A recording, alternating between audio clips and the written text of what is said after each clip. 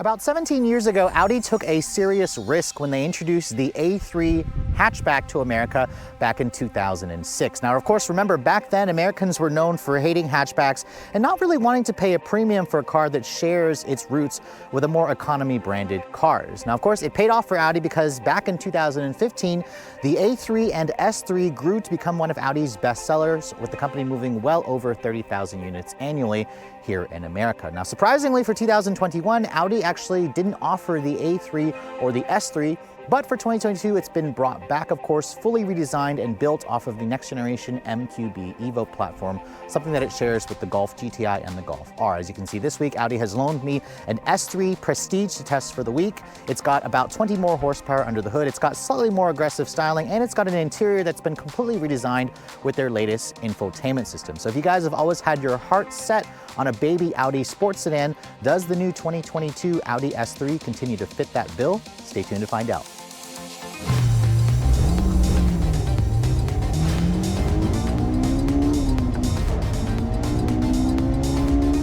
Now, about 7 years ago, when Audi first introduced the second generation A3 and S3 back in 2014, I really wanted one back when I was in my early stages of college. It was just a near perfect small sports sedan that shared its roots with the Volkswagen Golf R or GTI, but you wouldn't really know it. So of course, for this all new third generation, it's technically the fourth generation across the world, third generation here in the US, Audi has only essentially taken it up to the next level by giving us more power, an extra gear in the transmission, and of course, better handling. Now you can see under the hood of the latest 2022 S3, it's not really much to look at, of course. There's just a plastic cover there covering up the E888 next generation 2-liter turbocharged direct injection 4-cylinder. This engine now makes 306 horsepower. That's an increase of 18 horsepower versus the previous generation, and about 295 pound-feet of torque. That's an increase of 15 pound-feet of torque versus the old model. Those numbers are about 9 less versus what you get in the current generation Volkswagen Golf R, the Mark 8 generation. But this is a nice healthy increase, and Audi says this has more horsepower over the main rivals, which are the Mercedes-AMG CLA 35 and the BMW M235i Gran Coupe. It all goes out through a 7-speed dual clutch transmission. That's an extra gear versus the previous generation. And fuel economy has improved this year to 23 in the city and 32 on the highway. This thing still recommends that you use premium grade gas in it. And performance has improved. Audi says you should get to 60 in about 4.5 seconds. Now that we're back at sea level, I'll be able to retest that and see if we can do better than that claim. And curb weight is also around the same. This thing weighs in at around 3,500 pounds, about 100 pounds heavier versus the previous generation. And this car is an S product. It will reach a top speed of 155 miles an hour. For those of you who require more performance, there is an RS3 coming that'll offer basically an extra 100 horsepower over the S3. Shutting the hood, let's talk a little bit about the styling of the S3, the latest generation. Of course, this shares the body with the A3, which I actually haven't had a chance to show you guys in A3. Hopefully I'll show you guys that later this year. But the S3 essentially takes it up to the next level. I probably wouldn't get it in this Daytona gray pearl color, although it is a nice color. Audi offers several bright colors on the S3, and that's probably what I would go with. You can see it's got the latest design headlight technology from Audi. This essentially has the same look as the Audi e-tron with the way it's got a slightly larger headlight. Of course, it has the LED dot matrix headlights with the sequential LED turn signals. It also will do the animation dance when you lock and unlock the vehicle. You have LED low and high beams, of course. You have the Audi single frame grille. My tester has the black optics package, which kind of blacks out the grille, gets rid of all the shiny or silver accents. You can see there's a subtle S3 badge over there, although I kind of wish the 4 rings over there were actually blacked out as well.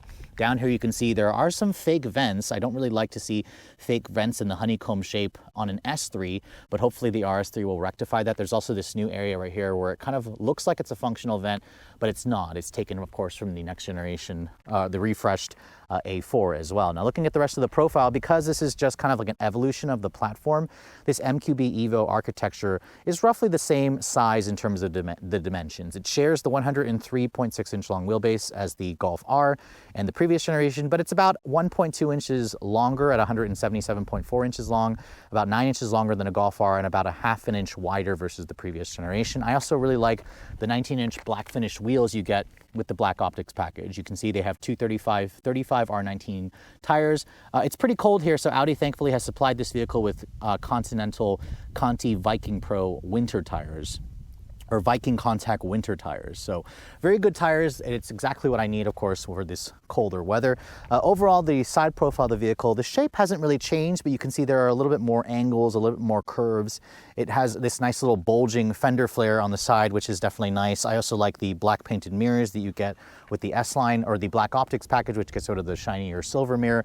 And then you can see this panoramic style sunroof is standard. It's technically like a half pano roof, but the roof is also painted black to make it look like a full pano roof. It's a really nice design touch. And then looking at the rest of this profile here, you actually might mistake this for an A4 or an S4 because of the curves and some of the new lines. You can see the taillights have also been completely redesigned, where you have the sequential amber illuminated rear taillight, which also looks nice. Very premium. You have a subtle S3 badge here, which again, I wish the badges were also blacked out. I think you can still get that if you spec in like a dealer option, or you can kind of do that in the aftermarket. And then sadly, there are some more fake vents down here, which I think Audi could have done without this. It just kind of cheapens the look and takes away from the fact that this is a performance model. In typical Audi S3 fashion, there's also quad outlet exhausts, which are black tinted, of course, on the S3 with the black optics package. These are a real exhaust, so thankfully they didn't go cheap out by using the fake exhaust you'll find on some of the Audi S products that they've been doing recently. And then you can see here, this only comes as a sedan. I wish the Audi would offer it as a hatch, but Americans don't like hatchbacks. And then you can see here, opening up the trunk area, you get around 8.6 cubic feet of space. 8.6 is down versus the 10 cubic feet from the previous generation, but it doesn't look like it's too small. The seats still fold down like in a 40-20-40 manner. There is a nice little cargo net here, and if you lift this up, there's a little bit of storage there. No spare tire. Instead, you just find the 12-volt battery back there, and then a little bit of storage to the side. So overall, the trunk space is usable, but it's definitely on the smaller side. If you guys are coming from an SUV, this is going to be a compromise. But keep in mind, Audi does not offer like an SQ3, a performance version of the Q3, at least not right now. So this is one of your only ways, and one of your least expensive ways, to get an Audi performance sedan. So Audi doesn't always take that many risks when it comes to the exterior styling of the new A3 and S3, but they did change a lot for the interior. So let's go ahead and hop in there and show you guys what the inside is like. You can see here's the key fob for the vehicle. This is Audi's current intelligent access key. There's no remote start on the fob, which I really wish the Germans would really just add that. I think BMW has it, but the other brands don't. You probably can do it if you use the Phone Connect app or whatever, but I don't have access to that, of course, because this is not my personal vehicle. Now, opening up the door and looking at the interior, you can see my tester is a nice color combination, but it also couldn't be more drab and boring. It's gray on the outside and gray on the inside, but hey, if you guys like this color combination, it's classy, it's elegant, it's very typical Audi. My tester has the upgraded Napa leather interior with the diamond quilting and these very attractive looking sport seats. These seats are heated. They offer like 12 different ways of adjustment, and you also have two-person memory, which is nice. You also have a thigh extender here. I wish the seats were ventilated. They don't offer ventilated seats. They also don't have a heated steering wheel, which would have been nice to have, especially considering the price of this vehicle. You can see the door panel has a slightly padded soft touch panel here on the upper portion, but it feels very, very hard. There's some genuine aluminum trim here. I like how it kind of integrates with the door handle. It's a really nice looking design. A lot of the buttons in the switchgear does feel pretty high quality, typical Audi stuff. The window controls have metal accents to them. You have power folding mirrors, which are heated.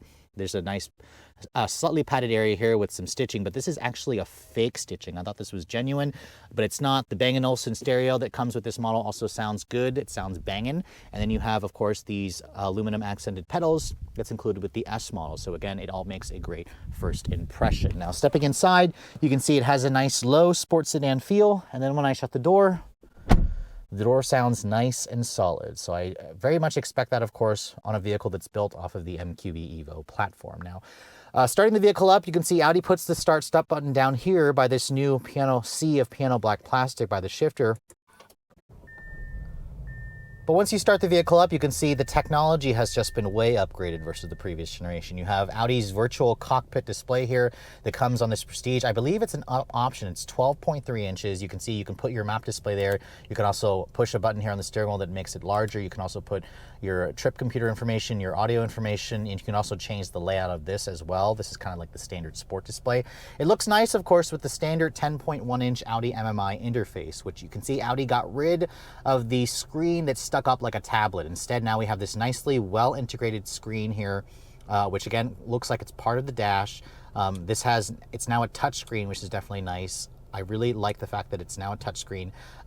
The previous generation really was one of the last Audis that didn't use a touchscreen. It still used their MMI controller. You have dual zone climate control here with heated seats, like I mentioned, your drive mode selector, and a couple of other buttons here for your traction control, your auto start stop. Parking sensors are down here. You have a wireless phone charging pad over here, along with 2 USB-C dongles, a little bit more storage over here. And this sea of piano black plastic, I don't like this. It gets fingerprints like crazy, but Audi at least gives you a nice cleaning cloth when you purchase this vehicle to clean it off. The dashboard, you can see, has a soft touch injection molded plastic, and it looks really fancy at first. I like the new design of these horizontal vents. The old A3 and S3 had these just circular vents that looked a little bit more economy car to me, even though the materials were fine. It's even padded over here. This stitching tries to look real, but it's a fake stitching. It is nice looking, at least, so that's definitely a good thing. The Prestige model also gives you a heads-up display. You couldn't even get that on the previous generation. Then you can see here the steering wheel. It's manual tilt telescoping. Offers a really good amount of adjustability, which is great. And then you can see buttons here to control things for the virtual cockpit. You have paddle shifters, and then your adaptive cruise control is still over here to the left. This is standard if you guys go for the Premium Plus trims and up. The horn sounds pretty good. It's typical, actually. Actually, it sounds a little more meaty versus what I expect to find in a small car like this. I like the 10.2 or 10.1 inch display here with wireless Apple CarPlay and Android Auto. You can see it looks great. It integrates very nicely into the screen, and you still have your usual shortcut buttons here to go back to the Audi MMI interface. The GPS, you can see this is the virtual or Google Earth display, although you have to pay for a subscription service to give you the full Google Earth display. Without it, it kind of just looks like this, which still looks nice, but just kind of keep that in mind if you guys want the full virtual cockpit with the Google display, Google Earth display. You have to pay extra for their subscription service. Over here to vehicle, you can also change a couple of other things from like your Audi Drive Select, your driver assistance stuff, air conditioning, efficiency settings. Light visibility is where you can adjust the interior lighting. In typical Audi fashion, they do a really good job with the interior lighting, where you have kind of this light bar here or light bar here, and then some kind of accent lighting throughout where you can change the color. Or you can also choose an individual color as well and change the brightness. This is very much what I expect. It's better versus, you know, a mainstream vehicle, but it's not any better versus what you're going to find in the Mercedes-AMG CLA 35. I believe the BMW doesn't have quite as nice as interior lighting. So this screen here is nice. Unlike the bigger Audis where you have a second screen, instead you have traditional hard buttons here where you can adjust the climate control here. Again, I would have liked to see cooled seats. This little shifter here is taken basically from the new Golf R and the new GTI, and you can also say it was kind of taken from a Porsche 911. It's kind of like this little joystick toggle. If I put it into reverse there, it gives me my full top-down 360 camera. This car also has active parallel parking, which is definitely nice.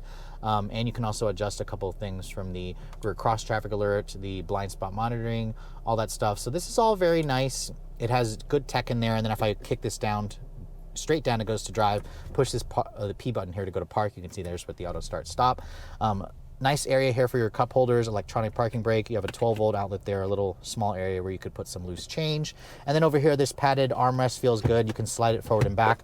And then you can also adjust it up and down a little bit. This is very typical Audi. I like how they included that. You can see there's also a somewhat narrow storage cubby there with no actual USB charging in there. It's all, again, down over here. The seats, I find them to be very comfortable and supportive. I like the upgraded fine Napa leather with the diamond quilting stitching. I just wish that Audi offered a different color versus black or gray. I would like to see them offer a red, an orange, a white interior, like a cream interior. That would have been really nice. Above me, you can see there is some LED lighting in the cabin, which is great. You have this panoramic style sunroof with this manual sunshade, but you can see this actually does open, which is nice. And then over here on the glove box, you can see it's a bin style, or it's damped in line with felt, and it's pretty deep. It's not a bin style. And then over here, you can see there's this carbon fiber weave basket texture on the trim with the Quattro badge with some aluminum trim. So overall, the interior of the newest S3 certainly has most of the tech that I would like. It feels surprisingly roomy in here, at least for me. But also keep in mind, it's not like an SUV. I like the design of the dash, the design of the steering wheel, but Audi just needs to offer a heated steering wheel, ventilated seats, and more colors for the seats. Let's quickly take a look at the back seat of the new S3 in case you guys are trying to sell this to your significant other as a practical vehicle. You can see it only comes as a 4-door, and you get about 35.5 inches of legroom back here, which is pretty small. This is a little bit smaller than what you'll find in like a Honda Civic. Getting back here, you can see this requires me to duck my head. I'm not very tall, I'm only 5'7". Getting back here and shutting the door, you can see once I'm back here, it's relatively comfortable actually. The material's hard touch plastic here, so it's a downgrade versus the front seats, but you can see you still have that same aluminum door handle here with more of that soft padding over here with the B&O stereo. There's 2 storage pockets, net style storage pockets. You have rear seat air vents, which is definitely nice, and then you have 2 USB-C charging ports over here. No heated back seats. I kind of would have liked to see that, but again, it's their baby least expensive model. You can see there's LED interior lighting over here. There's also an armrest here that folds down, gives you 2 cup holders. Like I said earlier, these seats fold down. They also look really great. So overall, if you have to put like average size adults back here, you can certainly do it. But if you guys need to carry like a car seat or really tall friends or family members, you may want to consider going with a larger vehicle. All right, so here we are back in the 2022 Audi S3, the all-new 3rd generation for the US, 4th generation for the rest of the world. And the last time I drove this vehicle, I was out in Denver, Colorado, where it got a little cold out there, and Audi actually had me on summer tires. Now I'm actually on proper winters. It's 40 degrees outside. We're back on our home turf, which means we are at sea level, which is nice. And I want to test out what Audi is claiming basically, which is 4.5 seconds 0 to 60. Now this is already a quick car. The previous generation was a quick car. This one here obviously is even quicker because it has like an extra almost 20 horsepower versus the previous generation. We've now got an extra gear in the dual clutch. It's a 7-speed instead of a 6. So let's go ahead and see what this car can do. We're going to turn off the traction control here. It's in sport already, and it has launch control. All you have to do is just floor it and it'll engage.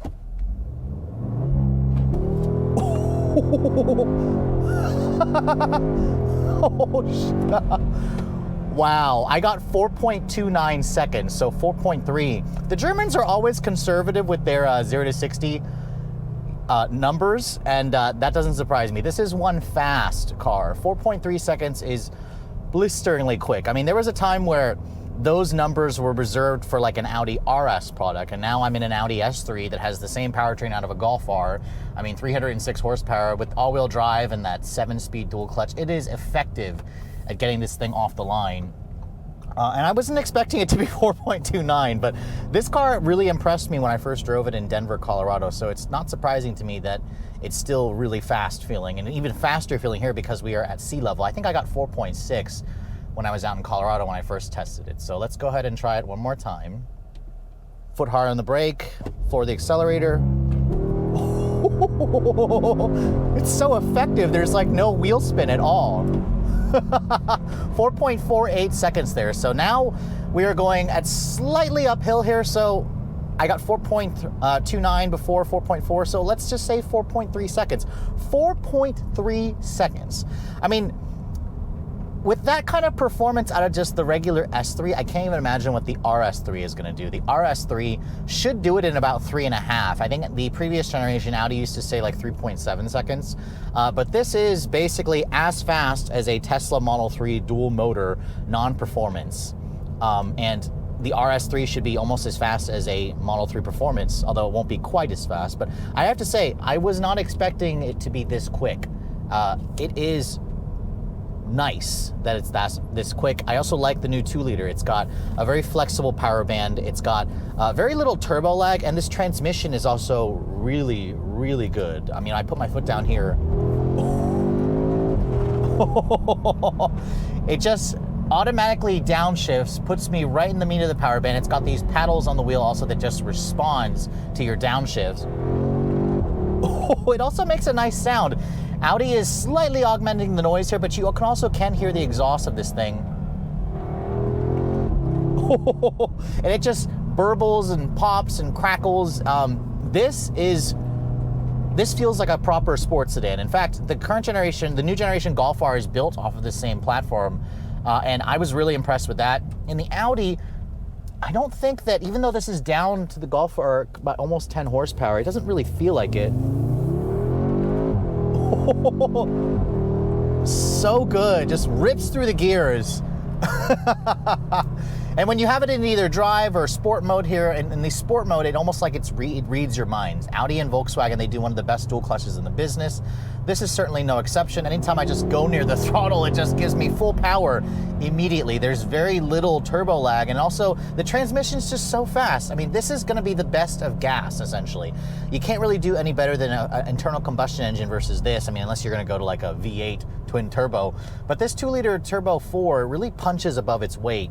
And I think that's the beauty of it. You don't have to get, you know, a car with so many cylinders, with all this curb weight. That's something that's so big to have fun. That's the beauty about the S3. It's got that quattro all-wheel drive grip, which does offer its own form of torque vectoring, which definitely is nice. Put my foot down here, you can feel it send more power to the back.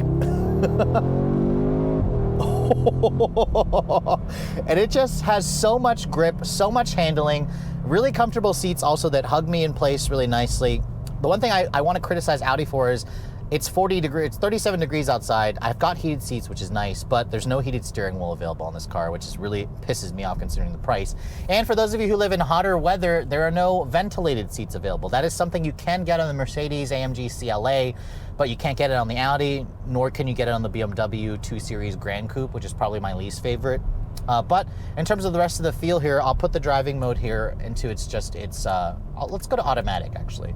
So that'll change the mode based on how aggressively I'm driving. This car does have an adjustable suspension, adjustable throttle, steering response, whatnot. You can hear it gets a little bit quieter in this automatic setting. The ride is also very comfortable. I mean, I'm on these 19-inch wheels wearing 235 series tires, and these are winter tires, and the ride is just really comfortable. It's quiet in here. Visibility is also pretty good.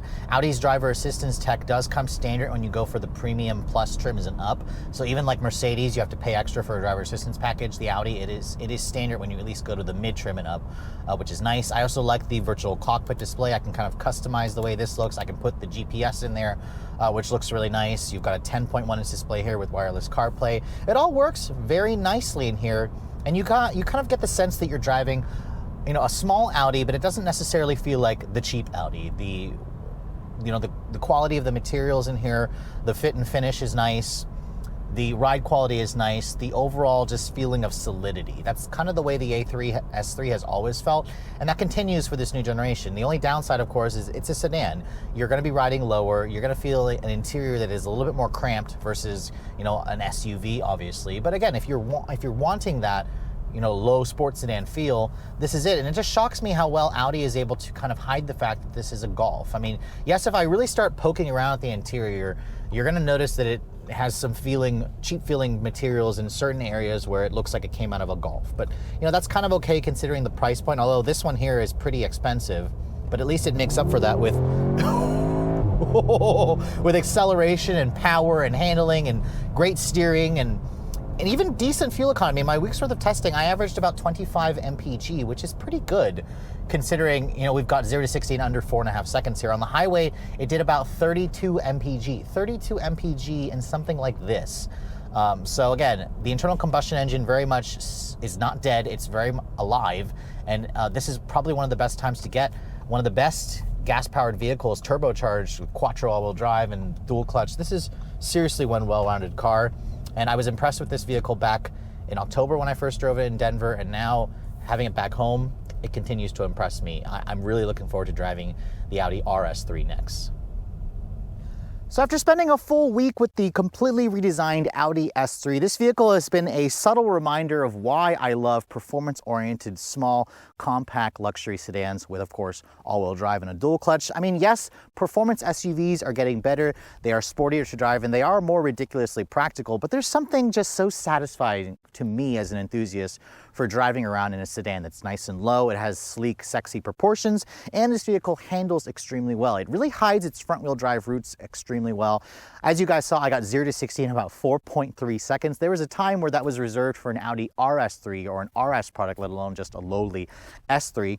Its steering is also great. The interior is comfortable, spacious, and luxurious, at least for somebody my height. It's also full of the latest tech features, although I do think that Audi needs to offer ventilated seats. They also need to offer a heated steering wheel, and I also would like them to offer a different interior color. I mean, if you guys want a red interior or a white interior, they just don't offer it. You either get your choice between either black with red stitching, or this gray interior, which I think Audi really needs to expand on that. Really, where it comes down to with the S3, it's going to have fierce competition from the Audi Q3. The new Q3 is built off of the same chassis, and once Audi offers an S version of the Q3, I imagine it's going to continue to steal sales because, as you guys know, Audi used to sell about 30,000 plus of these every year. However, back in 2021, they only sold about 2,500 because they were selling leftover 2020 models. In 2020, they sold about 9,000 of these. So again, everybody kind of went along to the Q3 because Audi sells about 30,000 to 35,000 Q3s in the States every year. I expect this one obviously to do better, but it'll be interesting to see how many people end up choosing a A3 or S3 versus a Q3, because this is the least expensive way to get into a performance Audi sedan, like I mentioned earlier. The base A3 starts at around 35,000 bucks. You're going to spend about $10,000 more for the S3. This car starts at 45,800. That sounds expensive until I tell you the base price of a Volkswagen Golf R, which is also $44,000 for the manual. $45,000 if you guys go for the automatic. Now, of course, that's for the base S3. If you guys want to step it up to the Premium Plus, you're going to basically add about $4,000. If you want to step it up again to the Prestige model that my tester has with the Bang & Olufsen stereo, the heads-up display, the Audi drive or assistance package, stuff like that, this is going to start at around $52,000. Add in the sport package that my tester has, the upgraded leather interior with the extra leather on the dashboard and whatnot, the upgraded wheels, the black optics package. My tester with destination stickers for just over $57,000. $57,000 is bloody expensive for this car. I think it's too much. I think at around $50,000 this car makes sense, but if you go a little too crazy on the options like the sport package, the black optics package, which I like the sport differential and the red calipers that this one has, it is going to cost you a pretty penny. It's about the same price as a Mercedes AMG CLA 35. The Benz gets a little bit more expensive on the tire end if you guys add in all the options, but the other main competitor is the BMW M235i Gran Coupe, which also starts about the same, but the Beamer is about $51,000 fully loaded. So surprisingly, the BMW is actually the value quotient here. And then, of course, you guys, if you want to wait a little bit further, you can also wait for the new Acura Integra, which we should be driving and seeing the full production model later this year. Acura, of course, doesn't have pricing yet, but that's the only model in the segment that's going to come with a manual transmission. So if you have to have a manual, you're going to want to wait for that Acura Integra, and then hopefully Acura will quickly follow it up with a Type S model, which should compete well with this next generation S3. But overall, I hope you guys have enjoyed my full comprehensive overview on the brand new 2022 Audi S3. It's certainly worthy of the baby Audi sports sedan badge. Just be sure you're ready to pay a pretty penny for it. If you're also looking to see the latest cars I'm testing, be sure to follow me on Instagram at redline_reviews, like us on Facebook, and as always, guys, please keep subscribing to the Redline Reviews YouTube channel for all the latest reviews. Thank you so much for watching. I'll catch you all in the next video.